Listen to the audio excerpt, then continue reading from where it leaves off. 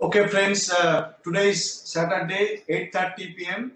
So, as usual, we are here for the Saturday manufacturing talks. And this, the mega webinar series we have started in the mid of March. So, today is the 13th week. We are fortunate to have, our alumni, those who are in the academics as well as in the industry, they're doing research or working in the field of the manufacturing. So we are, listening to them, their thoughts on various modern aspects of the manufacturing process. Now, this mega webinar series is getting organized by the Center of Excellence in Advanced Manufacturing Technology at IIT Kharagpur. Those who not aware of the Center of Excellence, I'd like to tell that this has been set up early 2018 with the strong support from the Ministry of Heavy Industries and Public Enterprises, and also forming a consortium of public and private industries. So this ecosystem we have created, early 2018. We are working proactively for the manufacturing, for the industries, solving the manufacturing or the industrial problems. Now, we know the evolution of manufacturing. We know the casting process, we know the machining process, we know the forming process. We also know that how individually those processes have got evolved. And today we are standing in the era of, a new type of manufacturing avenue, manufacturing method, which is called the additive manufacturing. And the additive manufacturing started its journey a decade back, maybe more than a decade back, for fabricating small artifacts and then implants. And today, this additive manufacturing is getting used even not only for the printing of the large metallic components, and also by implementing this concept, the construction industries are also getting, the process are getting evolved. So, with this brief introduction about the Center of Excellence and also this additive manufacturing process, let us, hear today on additive manufacturing from the expert. And expert is our, the friend, Professor C.S. Kumar. It is very much, I am very much glad today to introduce my own colleague from the same department, Professor C.S. Kumar. Professor C.S. Kumar is currently a professor of the Mechanical Engineering Department of IIT Kharagpur. He works primarily in the area of robotics and intelligent systems, additive manufacturing, as well as high-performance communication and computer networks. He received his BTech in Manufacturing Science and Engineering in 1987 and his PhD in Mechanical Engineering in 1995, both from IIT Kharagpur. He worked briefly in the Godrej and Boyce Manufacturing Company before he came for the PhD at IIT Kharagpur. He has also done a postdoctoral research under the JSPS scheme at Japan in 1999. His research areas span control of robotic system and digital manufacturing systems, more specifically in direct digital manufacturing of metals using laser-based additive process and also in computer networks. He is currently involved in multiple research projects of national importance that are funded by the Government of India, which are in the field of biomedical robotic device development for rehabilitation under IMPRINT scheme supported by MHRD and ICMR, MHRD project on the virtual labs, autonomous underwater robotics for the Naval Research Board, receiver development for autonomous navigation using NAVIC with ISRO.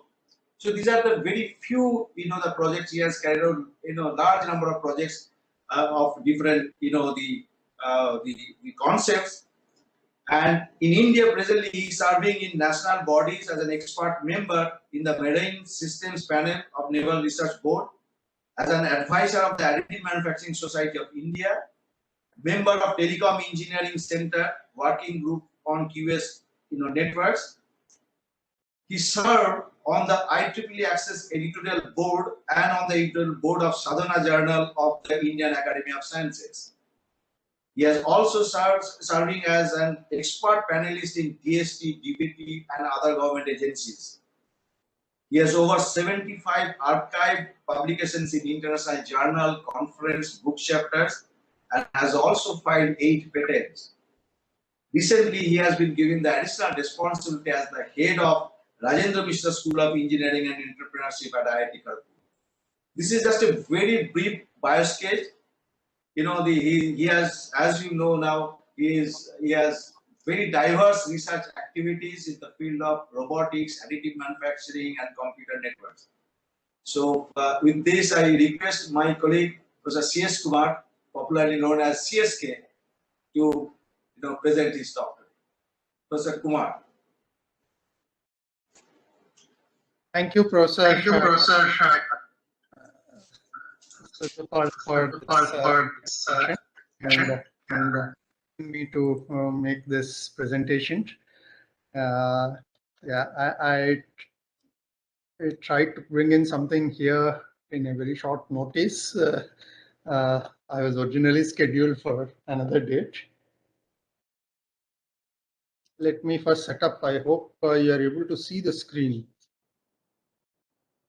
Are you getting to see the screen? Yeah, it has come. Excellent. So if you go to the full screen mode, that will be wonderful.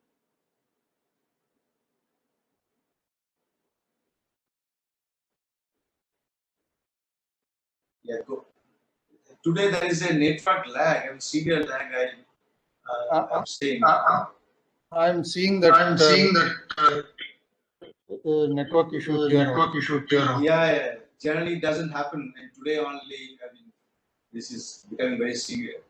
Anyway, so I'm pretty sure that will sail through nicely. So, are you getting the screen? Yeah, we are able to see the screen, but not in full screen mode. In my, my end, I think. I'm sorry, there is huge issue here.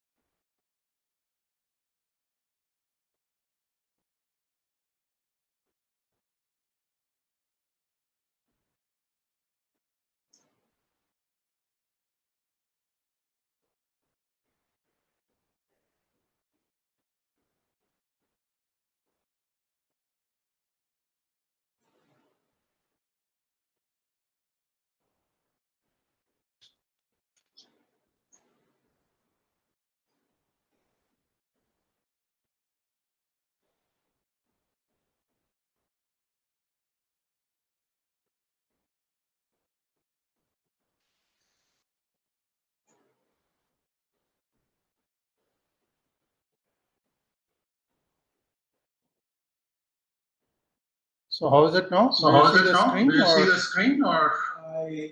It's coming up, but at my end, I can't see. Your voice is clear, absolutely, but the screen is not coming. Maybe just wait a second. Screen is not coming. Yeah. It's fine. I'll go back to my previous way of doing it. It's something not a setup.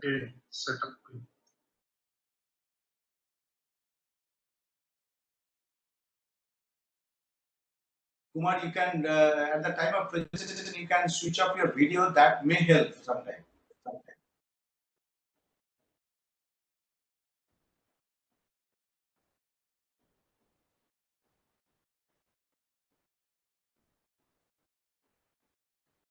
There is an echo also coming. Yeah, actually, it's all these problems are associated with the network. Yeah, it has now come out. Yeah. It's been a while since I used. Let me try to bring both out. I can see the slide now. Okay, in a slide. Okay,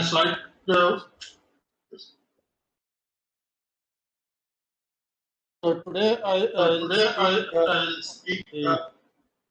is disturbing echo. Disturbing echo.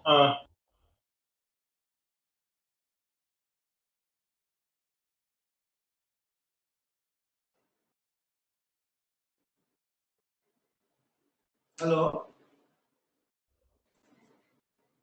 Hello. Hello. Are you able to hear me? Are you able to hear me? Yeah, now I can hear you. Yeah. Are you getting any Are echo, you or getting am I echo, only or getting am I the? only getting the? No, I'm not getting any echo. Yeah. Then it's fine. It's fine. I'm getting an echo. I'm getting so an I'll try echo, to so I'll try to cancel. Have you opened cancel it. have you opened more than Some one issue here slide? with the Have you slideshow. opened more than one slide? Today, Today, I've been asked to talk about additive manufacturing. I'm a little more recent into this, and like many of the stalwarts, Professor Surjapal mentioned that additive manufacturing has been brought into has been active in the past 10 years or so. It actually has a bigger history, which is dating back to more than 20-25 years, when it first came in the form of rapid prototyping and other terms. That by the nature of the term additives manufacturing, it is a little new, but then it's been around for a while. Today, it's a little more industry-oriented term. So I hope it goes slide by slide. I have to do it this way. Let me first show the perspective of this talk. I'm going to not give the talk in the general sense of additive manufacturing in a research sense, but in a little bit more of the way we are bringing out its research potential at IIT Kharagpur with the way I introduced here in my lab, and I kind of got into it because I've been asked to take up establish this facility about 13 years ago. Though I had interest in it, but it built up over the time. My main area, as rightly mentioned by Professor Surjapal, is in the area of robotics, and I have actually started with working on robots. Thereafter, I build robots. We typically develop our own robots, like the industrial robot that you see here, and we have a underwater vehicle that we developed. Then we are developing humanoid robots, hands for rehabilitation. We also work on microsystems and micro robotic platforms, and we also make it available through an educational program nationwide. So that's my prime area. But since about last 13, 14 years, I've been onto manufacturing. Though I've graduated in it and I'm coming back into it now. And in this, particularly digital manufacturing and additive manufacturing. More so because I'm having to, I was involved in establishing these facilities. We started off very small with FDM machines way back in 2011 only, but we had the first metal additive manufacturing machine set up in 2009, and I very recently upgraded it in 2019. Around the same time when the metal additive manufacturing machine came, we had a multi-jet curing, UV curing machine. And in between, we also went for a micro and nanoscale 3D printing facility, which is part of our gamut of manufacturing facilities that we have.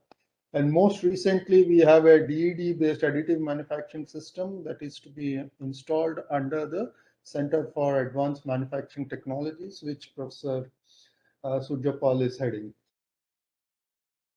So today I'd like to show why this has become so relevant, and I'm sure all of you are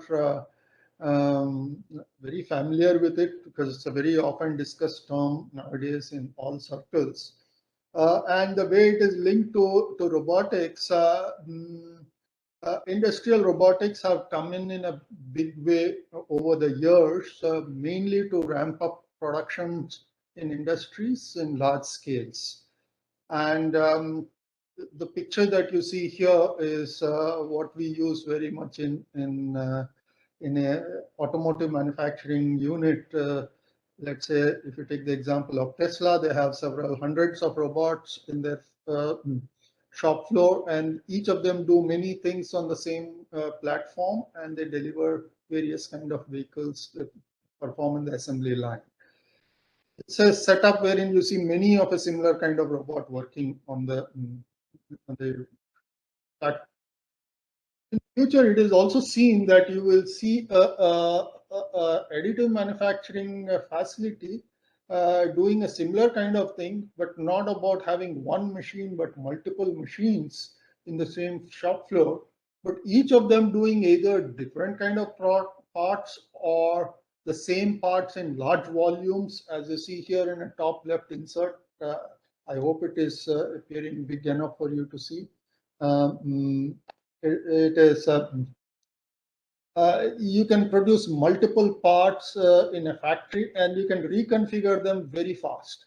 I mean, the machine need not be dedicated to producing a typical kind of geometry or a part, but you can very quickly reconfigure it.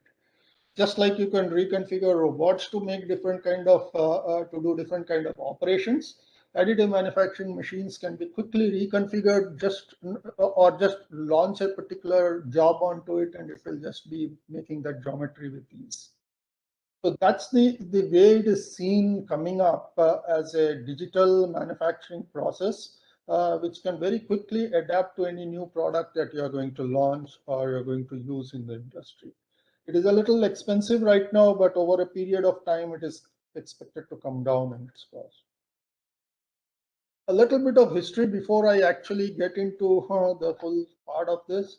It is something which I like to bring up because these are things wherein if you look at manufacturing as it went from its very old times, wherein the enabling hardware, if we call it as hardware, happened to be the artisan's work hands, and the technologies were more from the apprenticeship that he learns from his from a guru, and the craft kind of manufacturing paradigm that used to be there for a while. But with the industrial revolutions coming, it moved from there to a mass production, a lean production, and there are many enabling technologies and hardwares which have facilitated these to come in. But in the recent times, over the last 10 years or so and more, the digital manufacturing has gained so much of prominence, and it has become a reality. It is touching everything, and everyone is able to bring out new processes because of the openness and certain patents which have expired, and you can actually do digital manufacturing much easily these days. So this is an article I took up from the Journal of Cleaner Production, wherein it shows the same thing, wherein you talk of how an earlier craft manufacturing went to a digital manufacturing in the same time scale.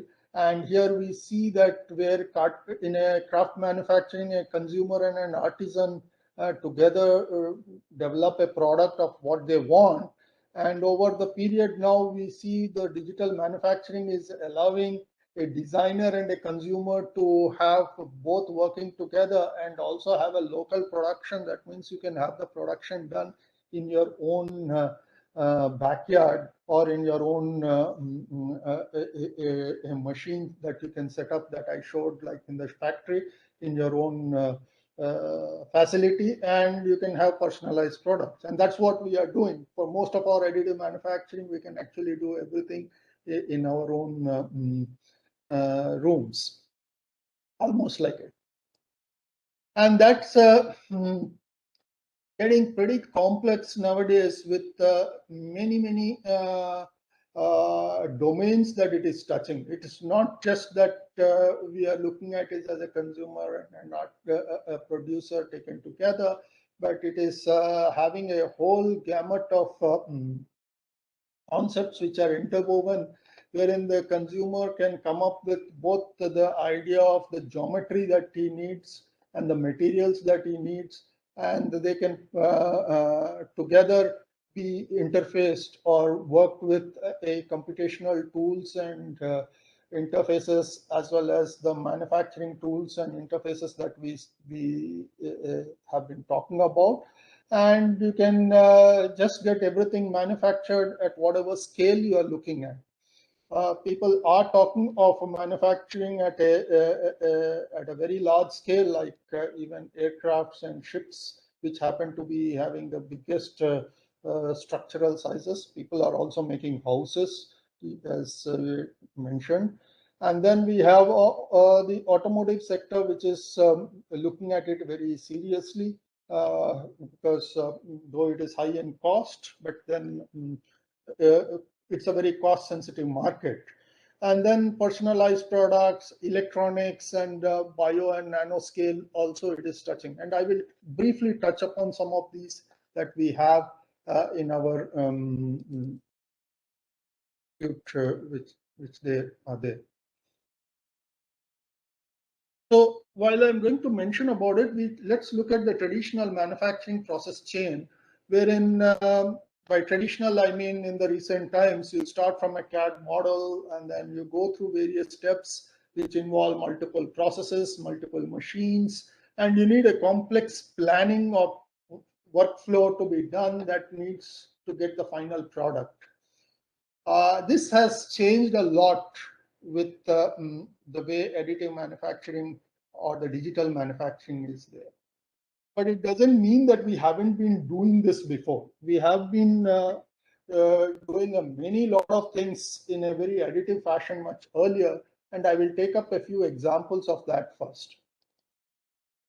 So all of us are familiar with this casting or molding, metal molding or casting. That is one of the most common way of doing manufacturing, and I still call it as the most fastest additive manufacturing process. Why? Because you can actually start with molten metal, pour it into a mold, and when it solidifies, you get the shape which is pretty close to what you want. Okay, and that is perhaps a very traditional old process, but it's one of the fastest process to do something in manufacturing. Okay, but it is also therefore very popular because it's very productive and very low cost you can do it. However, it has its disadvantages. That is, you have a long production preparation time. You would have you have to plan it out. You have to prepare the mold. You have to prepare the patterns. You have to prepare various things, and then work out the whole sequence properly, and then do the process. And in the process, there's always entrained defects which come in, like there may be blowholes, there may be trapped gases, there may be shrinkages which you can't account for at various odd places. There may be even other entrapments inside. And fine features are difficult to get. And most often than not, you have to do a lot of post-processing, machining, secondary processes so that it becomes viable. So this is this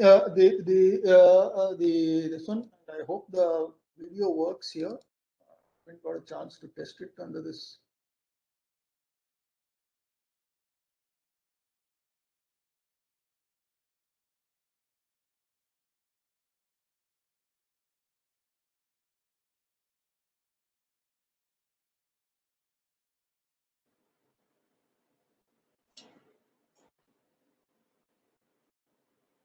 Yeah. Okay. Some of the videos.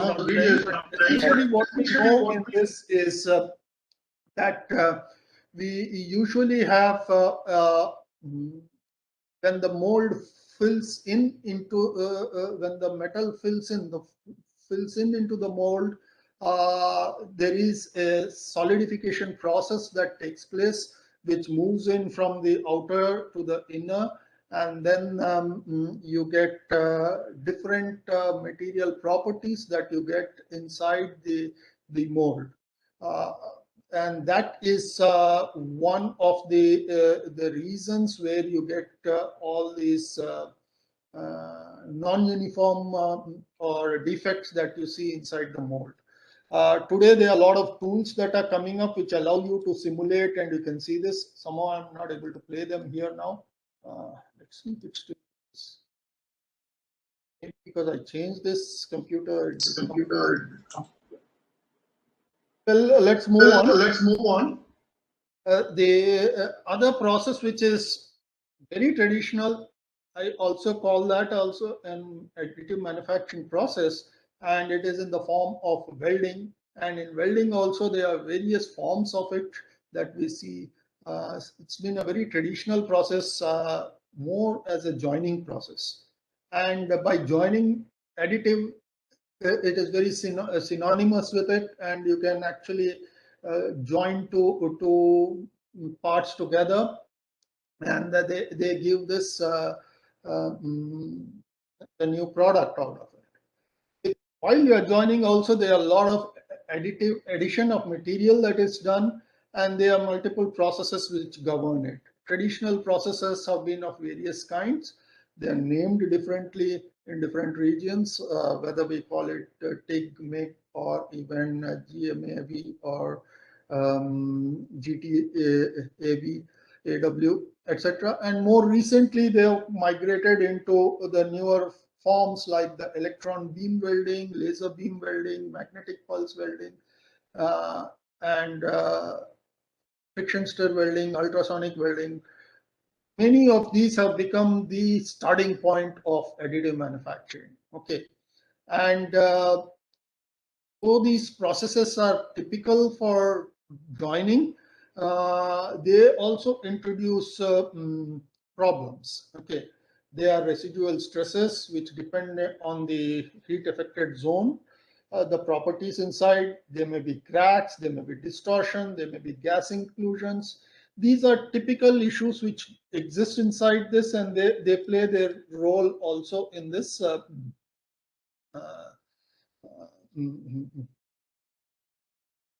in the process. So another problem that is there are always limited geometry options. You cannot work with new geometries in it. Though we have robotic processes coming in, they are allowing you to work on this, but I still know of many case like the tank of a motorcycle is still manually welded. That's a task done. Whatever be a robotic system, there are a lot of challenges which at least one or two major companies in India are facing. They get it manually done, and it is very much operated dependent. Okay, so these are processes in place, but they are not digitally enabled yet to the extent that we have. So I have a few videos for this. I will skip through that because videos are not playing well. But then let's get back to the additive manufacturing, which are the key point of discussion here. It is often used, the terminology is used very interchangeably with that of 3D printing. And I believe there is a little subtle difference between the two. On the left, you see what I talk of additive manufacturing, which is actually a recent development in advanced manufacturing, where we talk of material addition instead of removal, for which we typically do in a traditional secondary manufacturing process by machining with a tool, and you remove the material after we do a casting, or you start from a raw material. Just because we are editing this, we are adding something, it is much more cost effective in terms of material savings. It's not like you make something and then you remove. You first add and then remove. Here we do everything you add, and hence it tends to be very much more effective in terms of material savings. And that's how it gets its name also. It's green in terms of wastage as well. On the other hand, we call it 3D printing because you can actually have a bigger freedom in designing a 3D shape that you want. And that 3D shape we can now think of getting it fabricated much more easily with these technologies. And that is something which is the feature of a 3D printing. You can design something and give a print command, and there you are. The process gets initiated. Today, all tools are like that.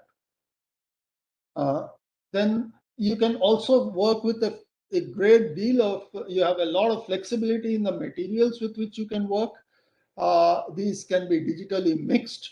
These could, you can look for a particular kind of a property, whether in the microstructure or in the mechanical properties. You can create lattices, you can create porosity, you can control the porosity, you can bring in functional properties, you can bring in functional graded materials.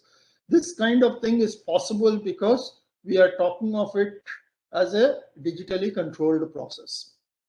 And the entire process flow is digital from design to manufacture, and that's why it is something I give I assign it with the 3D printing process flow. Most recently, we can even track the entire process, and you can actually know what really happened inside the process. Unlike in a casting process, you do not know how the bubbles, the blowholes or any defects are getting created until you do inspection much later. Today in additive manufacturing, you can do it online itself inside the on the machine itself, and that's the capability that we have. So as we know, there are many families of doing additive manufacturing. I will not touch upon that, but then what we have at our institute, in my lab, we really work with the powder bed fusion. That is one of the process. We have material jetting as another process.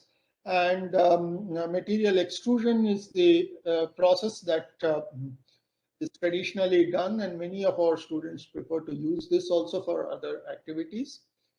And most recently, the direct energy deposition methods and its associated hybrid, which is a mix of additive and subtractive process, has come in. I've not worked on it, but I've just brought it here. This has come in and it's being established. Some of my colleagues in the department are very active in the directed energy deposition process, and there's a lot of interesting research going on in this. So the lab with which I have established over the years, I call it as the direct digital manufacturing lab. We do this entire process chain from the CAD to manufacture at various scales using laser beam or electron or ion beam. And we can actually build things that we need for various applications, like robotic applications, underwater applications, since I do on that, and these are all robotic joints, and then even micro scale sensors and things that we do on a micro scale machine. So that's something that we can do with the facilities that we have here. The facility that we first set up was way back in 2009. It is a little bit touch on it, is from EOS Germany. It was set up in 2009. That time it was the first of its kind in the country, in fact, whole of South Asia. And now there are many such machines. It had a laser power of 200 watts, but now we have a much higher laser power, and it's good enough to work with all the kind of materials that we are dealing with. And we have the micro scale machine, which was set up in 2016, and it is also a very unique facility that we have here. We have made many parts for student applications, be it for automotive applications. These are for the Formula students car, etc. Whereas for robotic applications, I get the propellers of the underwater, the ships and other, which our ocean engineering does. It is traditionally, if you want to do it by other processes, it involves many steps. Gearboxes of our humanoid robots are made out of this. These are shells that are made by a process which is more like a topology optimization. They can give, with the stiffeners built in into it, it reduces the process complexity, and you can use it for high strength applications in underwater scenarios. Similarly, in biomedical applications, we have made something for implants and also for assistive devices like ventricular assist device, that this is being made out of titanium. And in the imprint project that Professor Paul mentioned, it is one of the things that we are making in it. So these have been augmented, as I said, with a facility where I'm currently sitting at and giving you the talk from, is in front of our micro nano robotics and fabrication facilities, where we can do micro scale manufacturing also. And that's on a small desktop machine, and I will briefly talk about it. So what we do there is we actually make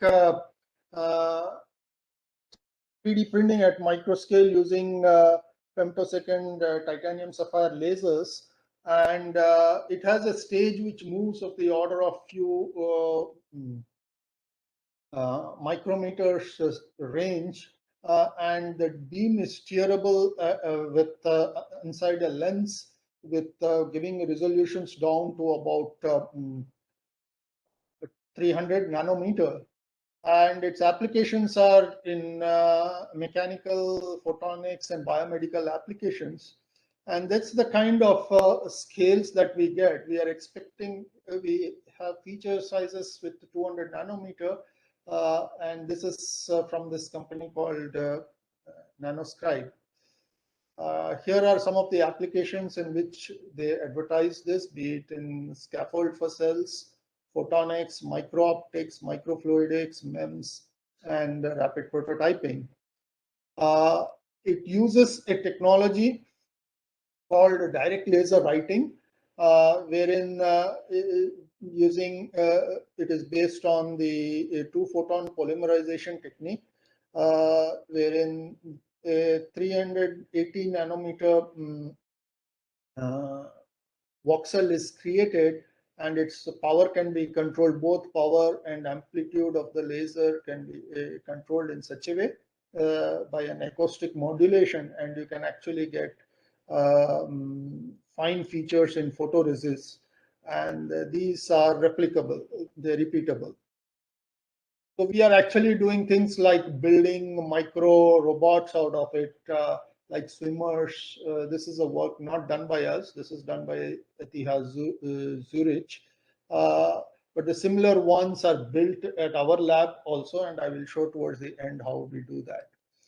And mass manufacture, as I said, with multiple of these, and they are used for variety applications like cancer cure, etc. There are nice videos. You can see a lot of these on the internet, but I will skip them because somehow video is not working.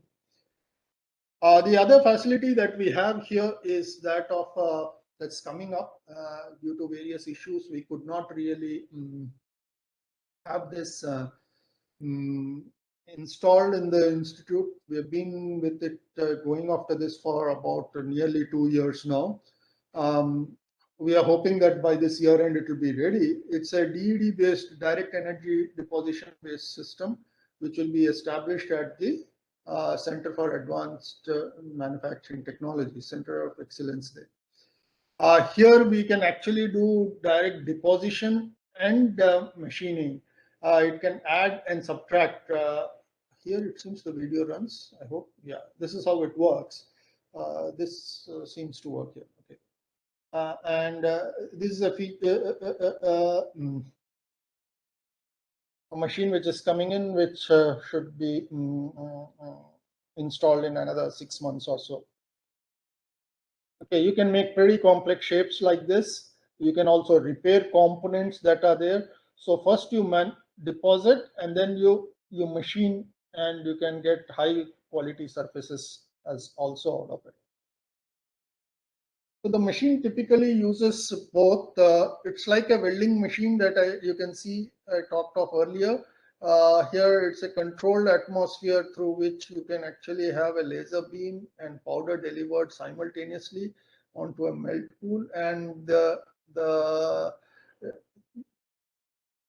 the nozzle, the head, the deposition head, which comprises of the nozzle and the optics, the laser optics, moves along with the melt pool, or the melt pool is steered by this, and it is controlled by a CNC machine. Most often it is a 5-axis machine, the one which we have, and you can tilt the substrate and do 3-axis motions on the tilt 2-axis on the substrate, and 3-axis motion is possible on the head. Or sometimes you have 4-axis on the head and you have 1-axis on the substrate, and you can get total 5-axis control. And if you combine that with a machining operation which is simultaneously done, you can do a lot of high quality work here. So we are awaiting this to come up. In this, we will have materials of different kinds which we can work with. We don't have anything direct to show on this, but this is coming up here. Okay. My colleagues are working on this, Professor Partha Saha and all. They are making this facility available, and industry has shown a lot of interest in it, and they have supported it, its procurement, so that we can solve their problems through this advanced manufacturing center. So in the balance part of the talk, I will try to do in the next few minutes in terms of what we are doing with the powder bed fusion, which is the one which I have. It is essentially a liquid phase sintering or a partial melting, which can be trained from its partial melting to a full melting zone, and it is something that we use actively for additive manufacturing. The machine that we have here uses a layer by layer addition, which is called as the direct metal laser sintering or the laser powder bed fusion, in which you start with powder at one end, you push the powder into a build chamber, and in the build chamber, the position of the powder, the laser is focused on a particular region wherein the powder can be molten and solidified based on the geometry at that section, and you can create a sintered part which may be sintered or fully melted, and you get a final part by lowering this and put on another layer and repeat this process several times.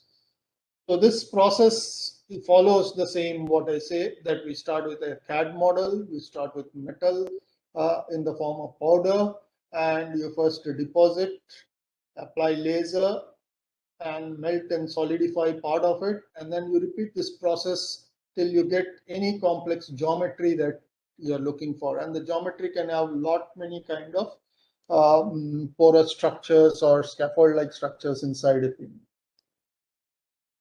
So here is a video of the process that we have. Here we are making that implant that I showed here, and it is done on that machine. Some of these videos, I hope you can see it play. You can see the process wherein the melting and solidification is taking place. The process also ejects a lot of other debris and other things which I will talk about later. It looks nice that you can get geometries, but there are issues with which you do not get the perfect properties always, and I will talk about that in the balance part of it. So this is how the recording is done, and then this one. I'll skip this other video. In short, if you want to see the process chain, it is pretty involved. It needs a very special ecosystem to support this. There are many pre and post processes wherein you have to get the machine aligned very properly. The kind of process powder that you have to procure is very specific, and then you have to plan the digital process on a separate computer and then launch it onto the machine. These are all doable digitally, but then there are, when you run the process, it's not always defect free. You can have problems. There are situations wherein the part that is made can get distorted. It can break away from the platform. There may be crashing of the recoder into the part. There may be all kind of surface issues which may come up. And then it's not always the best that we think unless you do a lot of optimization. And that's where there's enough of research to be done. So we use modeling and simulation tools to evaluate these or assess these that we can do through process modeling. And then we do it at a design stage and then launch it onto the machine. Today, we also add monitoring and control to it, and I will show that very briefly in the end today. So in all of this, we use a rather complex model of the laser beam and material interaction. We monitor input parameters like laser power, the laser spot size, the layer thickness, the hash distance.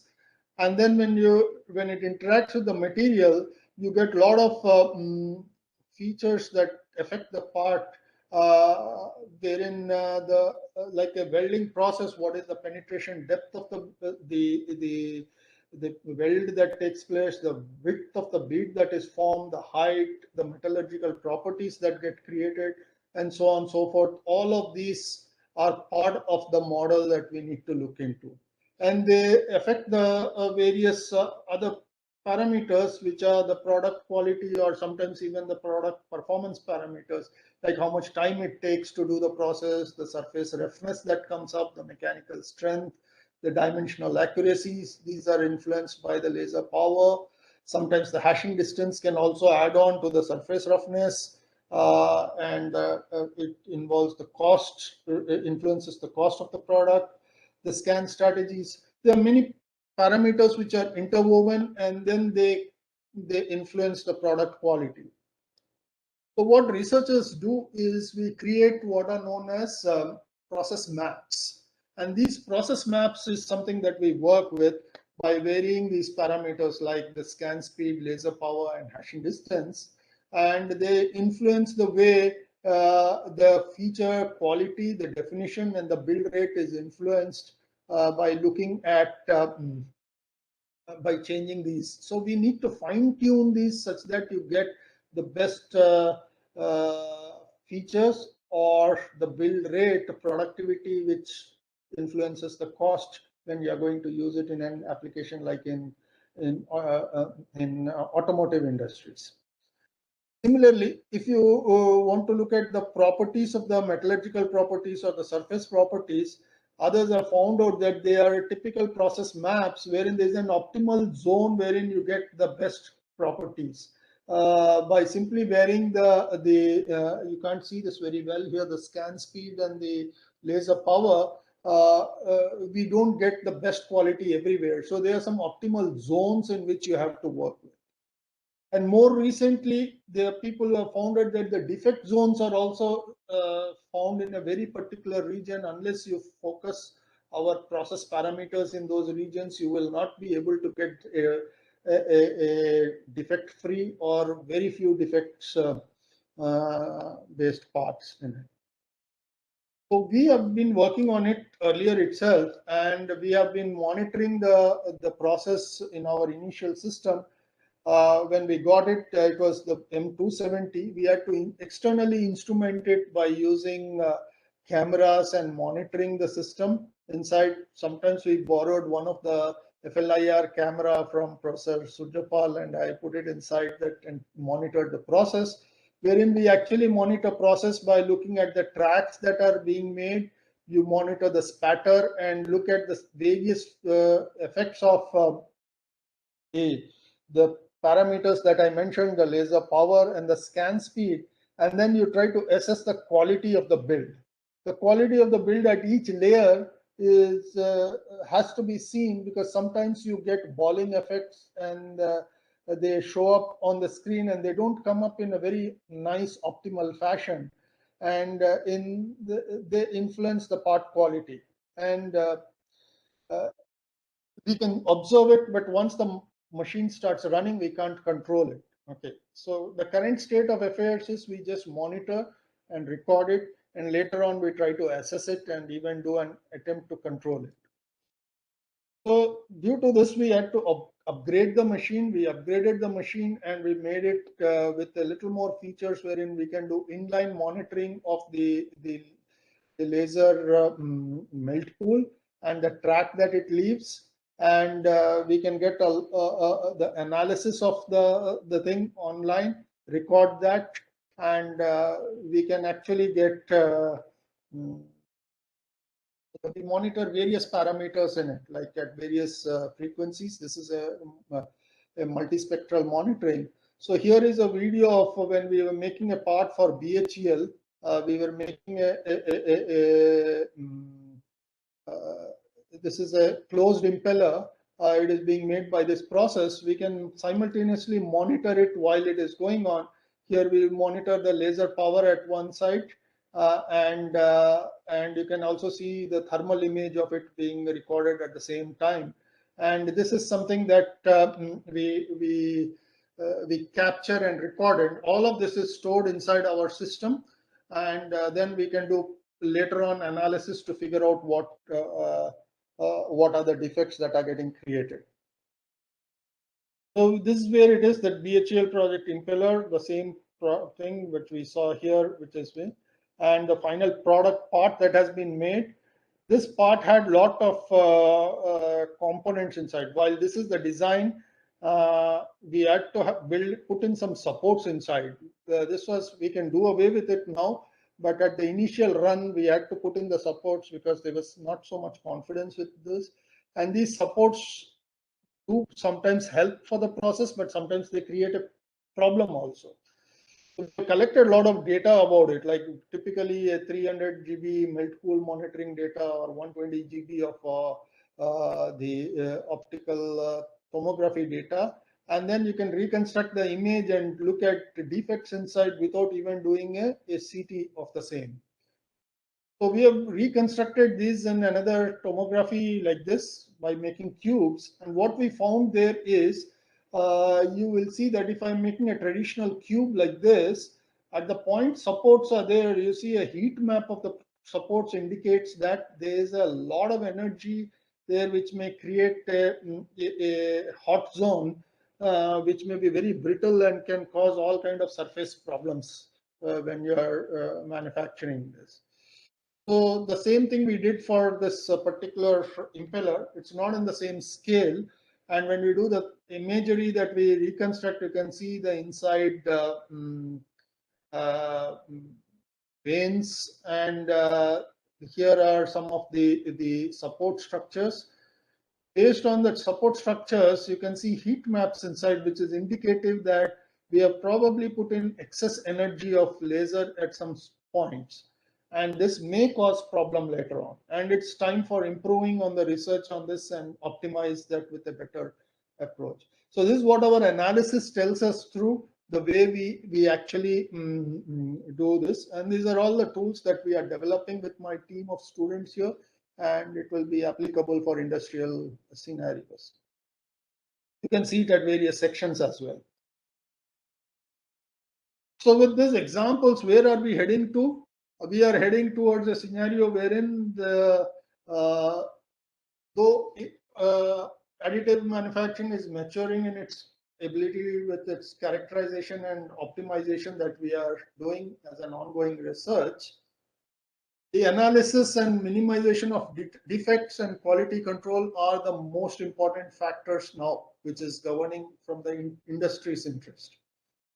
Data-driven models are now coming in. We are collecting all the data and we are applying it. Our students are working on it. The lack of time now, I'm not discussing about it right now, but there's a lot of machine learning and neural network methods that we are using to deep learning methods to solve this problem and detect defects. The digital process flow is also something where you can actually optimize and improve new methods, bring in here. Also, the industry always demands us to put in new materials, and for every new material, we have to redo this entire exercise, and that is a part of an exercise that we should be doing always. So that is the challenge that remains with us, and it's going to keep us active for several years to come. So I think it's a green area for us to keep doing research, and that's why it's an active research group. Our group remains in it, and we are having a lot of students now showing interest on it, and we are always welcome for that. Similarly, I will quickly close this before with a set of things that we did with that micro scale manufacturing processes. I've used that for doing micro robots. Like this is one of the micro robot we fabricated, wherein you can embed something on top of it and create a swimmer out of it. Okay. We have micro robots which can be used to manipulate materials inside a SEM scanning electron microscope, and they are moved by compliant manipulators. So they are like kind of micro robots that we actually we put inside our system and do manufacturing. What do these robots and all help us? They allow us to actually create 3D structures. Let's say in electronic applications, like these are microcavity structures. This is done by a group from physics. They can build a 3D structure like this, which is multiple materials. Like one material, you can think of it as a 3D grating, a fiber grating with alternate material layers put in together, and it works like a resonator. And this can be done by a combination of additive and subtractive processes like ion beam and gas injection processes that we do here. So like this is FIB machining that we do, and do 3D machining out of there. Here is another outcome with which people have made in terms of that same using TPP method. You could make multiple resonators and introduce a cavity somewhere and create a new structural phenomena, which the group there is.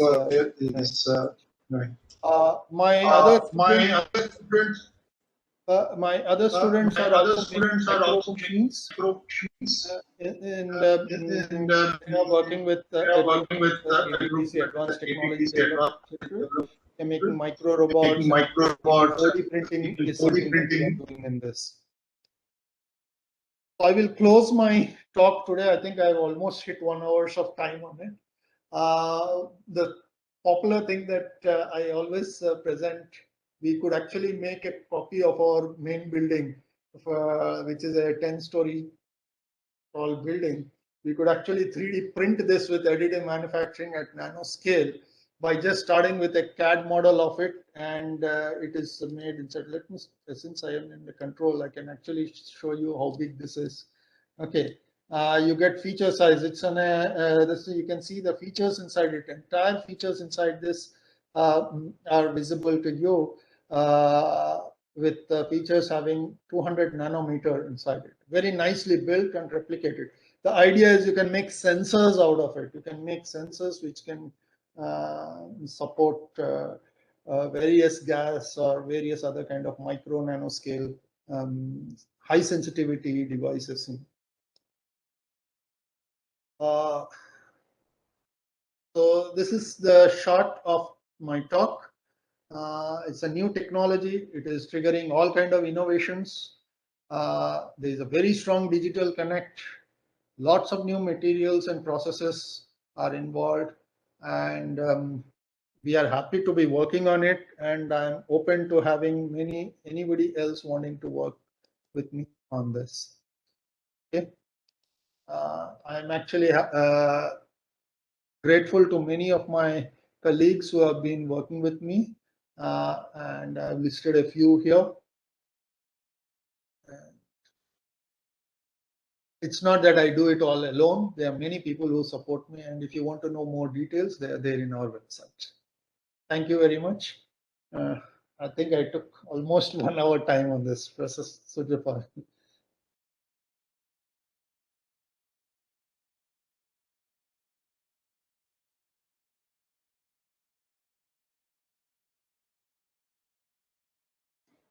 Yeah, thank you. Yeah, you can close your slide.